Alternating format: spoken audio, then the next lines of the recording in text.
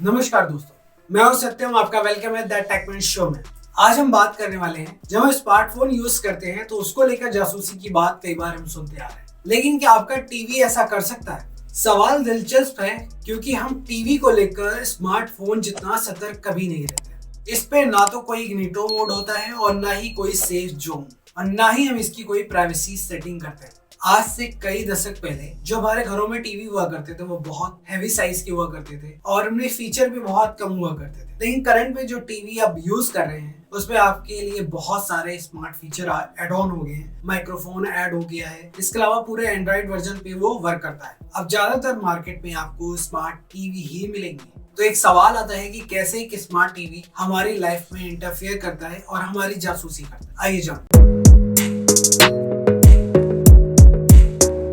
तो सबसे बड़ा सवाल आता है कि स्मार्ट टीवी आपके बारे में सब कुछ कैसे जानता है। जितने भी स्मार्ट टीवी आते हैं सब में कनेक्टिविटी की सुविधा मिलती है। सभी स्मार्ट टीवी में एड ऑन फीचर मिलता है कि आप इसमें नेट चला सकते हैं और ये एंड्रॉइड वर्जन पे वर्क करता है, तो आप इसे मोबाइल की तरह यूज भी करते हैं। इसमें टीवी देखने के लिए किसी सेटअप बॉक्स की जरूरत नहीं पड़ती, आप सीधे इसे ओटीटी से कनेक्ट कर लेते हैं। यहाँ तक कि आप मोबाइल से भी इसे कनेक्ट कर लेते हैं। यहाँ कुछ हद तक आपको मोबाइल जैसे फीचर भी मिलते हैं, लेकिन इसी के साथ एक और एड ऑन होता है, वो है रिस्क।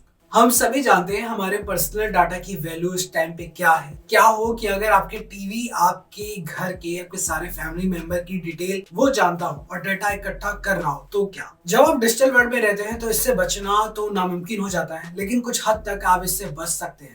यहाँ आपको हर कदम पे ट्रैक किया जाता है, कभी स्मार्टफोन के थ्रू तो कभी टीवी के थ्रू आपका डेटा यहाँ इकट्ठा किया जाता है। क्या आपका टीवी आपका डाटा इकट्ठा कर रहा है या नहीं? आपको ये लग रहा होगा कि ये डेटा कलेक्ट करके आखिर ये करेंगे क्या, इसके क्या फायदा होगा इनको। वैसे इसका इस्तेमाल कई सारी कंपनियां कई तरह से करती हैं, लेकिन इसका इस्तेमाल यहाँ पे कभी कभी एड्स रन कराने के लिए किए जाते हैं। तो कई बार आपके स्क्रीन पे कुछ एड्स रन होते हैं या कई बार आपके स्क्रीन पे कुछ एप्स रिकमेंड होते हैं। इसके अलावा कई बार शो के लिए भी रिकमेंडेशन आती है।